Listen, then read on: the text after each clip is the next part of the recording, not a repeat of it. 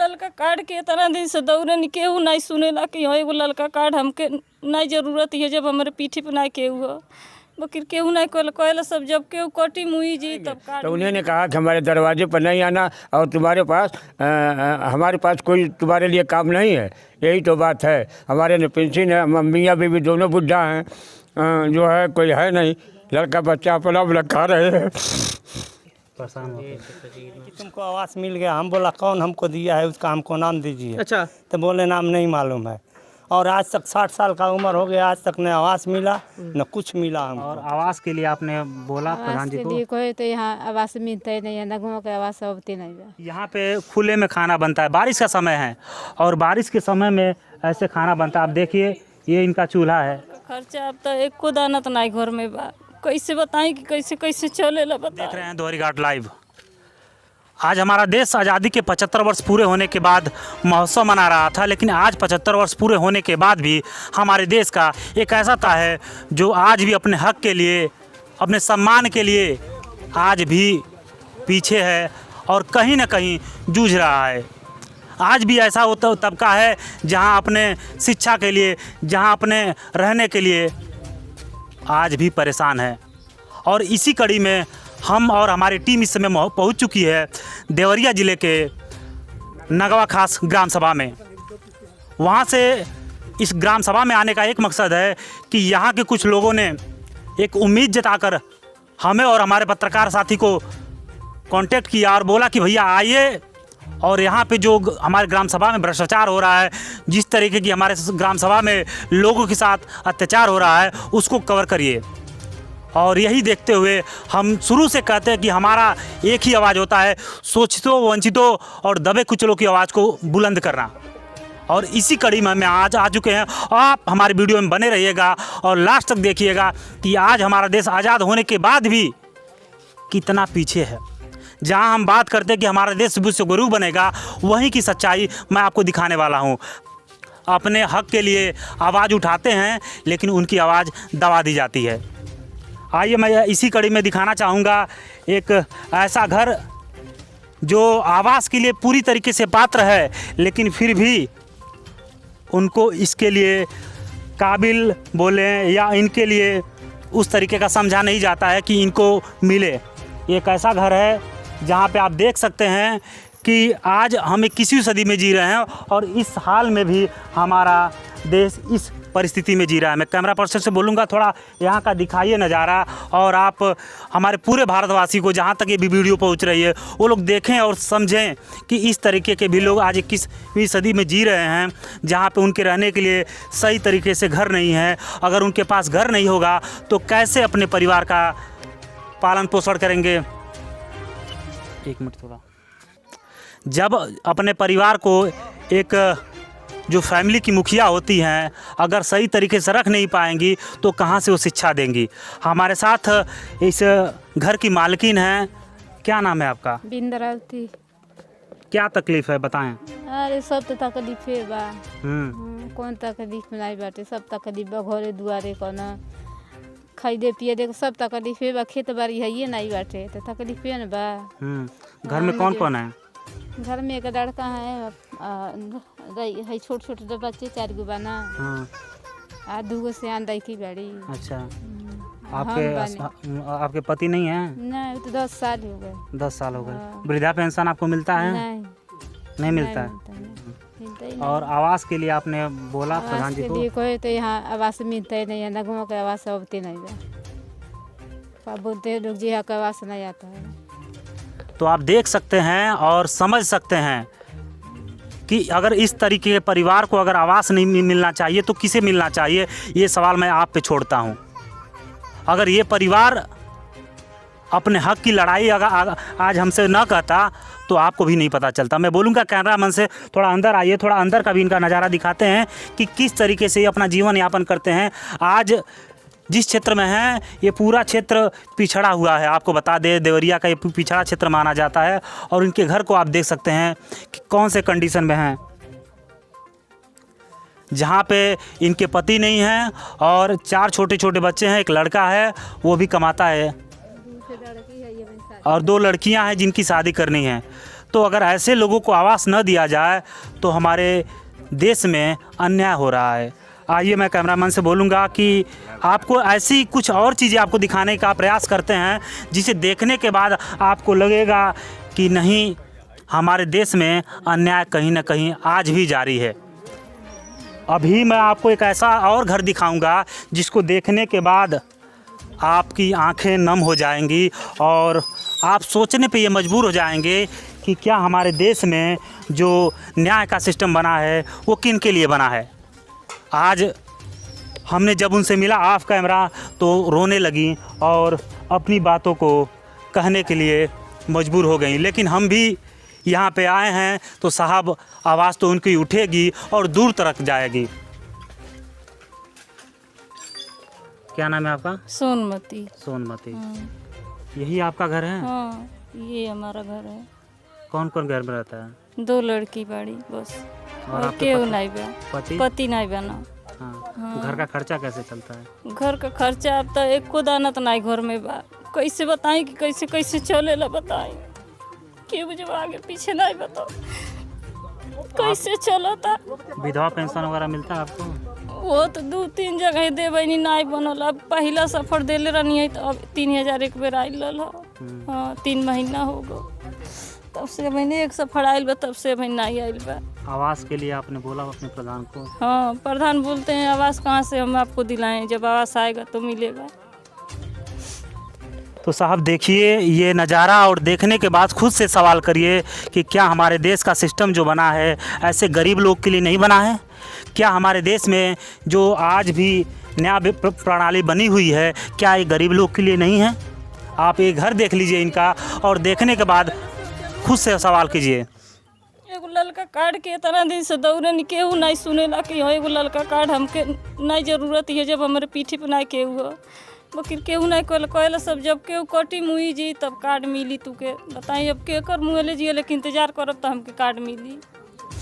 ये दर्द वाकई काफ़ी पेन दे रहा है। मैं आपको बता दूं, बताई 8 किलो गेहूँ मिलता, 5 किलो चावल भैले हमारे खर्चा के चली, 3 जनी खबैया हो जा। कैसे हम अपने 2 लड़कन के 6 साल से सेवतानी, लड़की के देखबे कहीं हालत। कैमरामैन पूरा थोड़ा इनका घर दिखाइए। बोला नहीं जा रहा है इनकी बातें सुनने के बाद।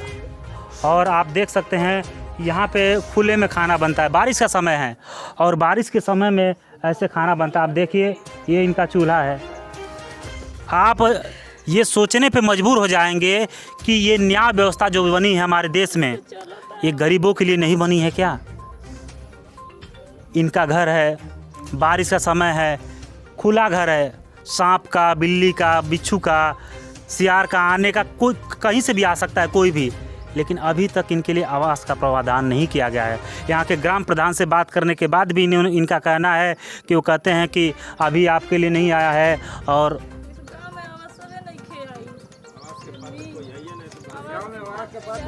कब बनाई आइल बा का हमके आवास दिए प्रधान। हाँ, आवास दिला ही नहीं बा, 6 साल हो गए। थोड़ा अंदर दिखा दीजिए। अगर मिलल रह तो आवास तो का 1-2 झोपड़ी मन के रहे के नहीं भइलो। आप साहब देखिए और खुद विचार करिए साहब कि ये जो न्याय व्यवस्था है ये सभी के लिए होनी चाहिए, न सिर्फ एक वर्ग के लिए। आज ये गरीब तबका अपनी आवाज़ को लेके परेशान है। अब ये महिला आज जो रो रही है कैमरे के सामने, आप खुद सोचिए जिनका पति नहीं है, जिनकी सिर्फ 2 बच्चियां हैं, वो कहाँ अपनी बातों को लेके जाएंगी। मैं धन्यवाद करना चाहूँगा उस व्यक्ति का जिन्होंने हमको बुलाया इस गांव में और इनकी आवाज़ हमें सुनने का मौका मिला। हमारी कोशिश रहेगी इस वीडियो के थ्रू हमारे प्रशासन, हमारे मुख्यमंत्री, हमारे प्रधानमंत्री के जो उनकी चलाई गई योजना है, प्रधानमंत्री जो उज्ज्वला योजना है, क्या उसका कुछ लाभ मिला आपको? गैस का मिलता है? नहीं मिलल। सच्चाई आपको ये देखने को मिलेगी जहां हम कहते हैं कि उज्ज्वला योजना का लाभ हर गांव में मिल चुका है। ललका कार्ड पर मिली गैस तो ललका कार्ड हमारे नहीं बा तो हमके नहीं मिलल हो। आप देख सकते हैं, इनके दर्द को समझ सकते हैं। और मैं आपको क्या दिखाऊं, अभी आगे बहुत सारी ऐसी तकलीफ़ें हैं जिनको देखने के बाद आप सोचने पे वाकई मजबूर हो जाएंगे। आप हमारे साथ इस वीडियो में लगातार बने देखिए साहब, तकलीफ़ें तो बहुत हैं जिनको देखते देखते आपकी भी आंखें नम हो जाएगी। और हम इस वीडियो में आपके साथ में आगे भी बने रहेंगे और यहाँ के जो गांव की मुख्य चीज़ें हैं, जो मुख्य परेशानी है, हम आपको दिखाने का पूरा प्रयास करेंगे। आपका दायित्व बनता है यहाँ पे सिर्फ ये है कि इस वीडियो को अधिक से अधिक शेयर करके प्रशासन तक, प्रधानमंत्री, मुख्यमंत्री तक पहुंचाने का काम करें। आप इस वीडियो में हमारे साथ बने रहें। यहाँ के ग्रामीणों से भी बात करते हैं और समझने की कोशिश करते हैं कि आखिर ये किन समस्याओं से जूझ रहे हैं और क्या इनको समस्या है। क्या नाम है चाचा? हमारा नाम सुभाष है। सुभाष है। हाँ जी। क्या दिक्कत है? हमारे गांव में ना तो रास्ता सही है और नहीं तो कितना दिन चकबंदी हुए हो गया, आज तक न ज़मीन हम लोगों को मिला न आबादी मिला।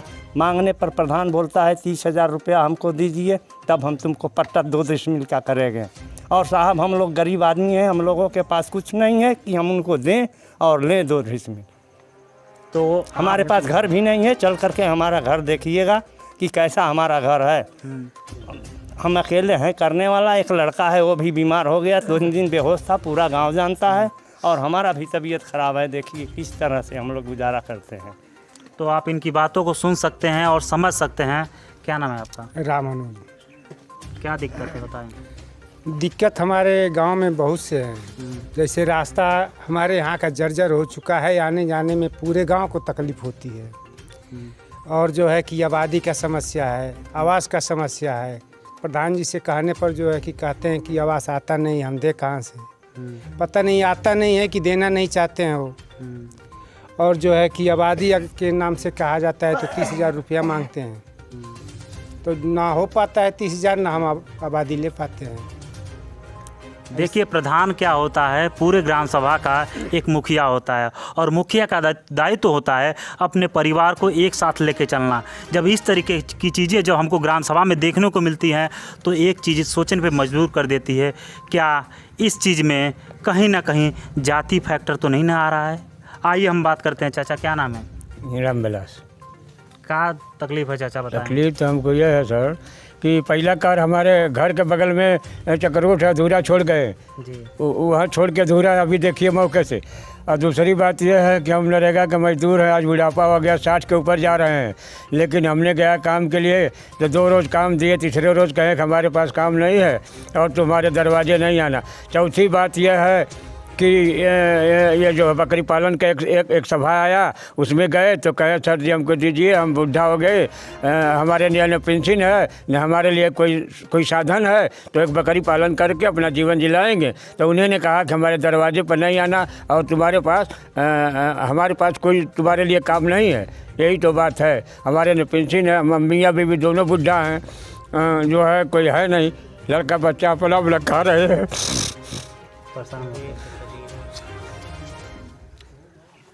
आपको मैंने बताया था पहले कि आपको इतने दर्द देखने को मिलेंगे कि आपकी आंखें नम हो जाएंगी। आप ये चीज़ समझ सकते हैं, जब देश का एक बुजुर्ग व्यक्ति जब रोने लगे, जब अपने हक के लिए, जब जीने के लिए इस तरीके से कैमरे के सामने आंखें नम करने लगे, तो हमें कहीं ना कहीं शर्म करने की ज़रूरत है। कहीं ना कहीं इस पे विशेष गौर करने की ज़रूरत है कि क्या हमारे देश में ऐसा होना लाजमी है। क्या हमारे देश में ऐसे लोग के साथ न्याय नहीं होना चाहिए? क्या हमारे देश में ऐसे लोग की आवाज़ों को उठाना नहीं चाहिए? आपको इसी कड़ी में आगे से बात करते हैं। क्या नाम है आपका? लालचंद। बताएं क्या दिक्कत है। सर ऐसा है कि हम सदस्य हैं। जी जी। और ग्राम सभा के आप सदस्य हैं? ग्राम सभा खास के सदस्य हैं। और हमने प्रधान से कहा कि आप इस जो हरजन बस्ती 100 घर के हरजन बस्ती है और खरंजा जर्जर हो चुका है, उसको आप बनवा दीजिएगा। और एक चक्रोट है, वो पानी में 4 फुट हल करके हम लोग आते जाते हैं, उसको बनवा दीजिएगा। वो भी काम नहीं हुआ। हमने कहा मीटिंग करवाइए, वो मीटिंग भी आज तक के नहीं करवाए। जब से प्रधान हुए तब से मैंने बोला आबादी बंटवाइए, तो बोले कि आबादी हमारे बस का काम नहीं है। और उसके बाद अब 30,000 रुपये की मांग कर रहे हैं, करके बोलते हैं 30,000 रुपया लाइएगा तो 2-2 डिसमिल सभी का आबादी होगा।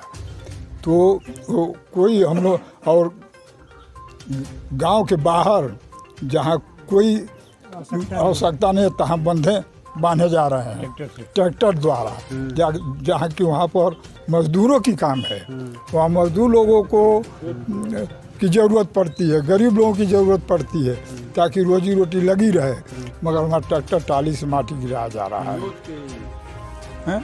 यहाँ पे आपको एक चीज़ गौर करने की ज़रूरत है, मैं कैमरामैन से बोलूँगा कि आप एक चीज़ समझ सकते हैं, जो भारत सरकार ने जो पहले से योजना चलाई रखी है मनरेगा के तहत, वो हक जो मज़दूरों का होता है वो कहीं ना कहीं मारा जा रहा है। और उनके कहने के अनुसार, जैसा इन्होंने बताया कि जो हक मज़दूरों को मिलना चाहिए वो टाली ट्रैक्टर से काम करवा के खुद लिया जा रहा है। जी यही बात है। आप सोचिए, जहाँ पे एक मज़दूर का हक मारा जाएगा वहाँ पे उस गांव की हालत क्या होगी। जैसे इस चाचा की हालत आप देख सकते हैं। मैं आपको ये देखने के लिए नहीं कहूँगा, मैं सिर्फ आपको ये बोलूँगा कि इस वीडियो में इतना सपोर्ट कीजिए, इतना प्यार दीजिए कि इन ग्रामवासियों की आवाज़ को हम ऊपर उठाने का कार्य कर सकें। गरीबों की बात को सुना नहीं जाता। आइए इस कड़ी में कुछ और लोग हैं, थोड़ा उनसे बात कर लेते हैं, फिर आगे की तरफ चलते हैं। क्या नाम है? सुभाष। आप इस ग्राम में दिखाई दे रहे हैं कि आप समझदार हैं, क्या तकलीफ़ है कुछ बताएं। तकलीफ़ है कि रास्ता घाट क्लियर नहीं रहता है, कहने पर कोई सुनने वाला नहीं, कहने पर बोलते हैं कि जाओ यहाँ से रुक के कुछ भी कर दो, कोई होने वाला नहीं है। ऐसा बात है कि हम लोग नहीं जा पा रहे हैं, तो आप लोग को ऐसा किया कि आप लोग को दें कि आप लोग जो है रास्ता घाट जो भी आबादी शबादी है, आवास जो भी है नहीं हमको मिलना चाहिए। हम लोग गरीब जो आदमी है उसको उपलब्ध होना चाहिए, जो उस पात्र हैं उसको मिलना चाहिए। चलिए आपको मैं आगे चल के दिखाता हूँ उस गांव के जिस रोड के लिए ये लोग परेशान हैं, जिस रोड की ये मांग कर रहे हैं। आप उसको खुद आप देख सकते हैं। पूरे ग्रामीण हमारे साथ बने हुए हैं और इस उम्मीद से बने हुए हैं कि शायद इनकी आवाज़ सरकार तक पहुंचेगी और इनकी बातों को सुना जाएगा, समझा जाएगा।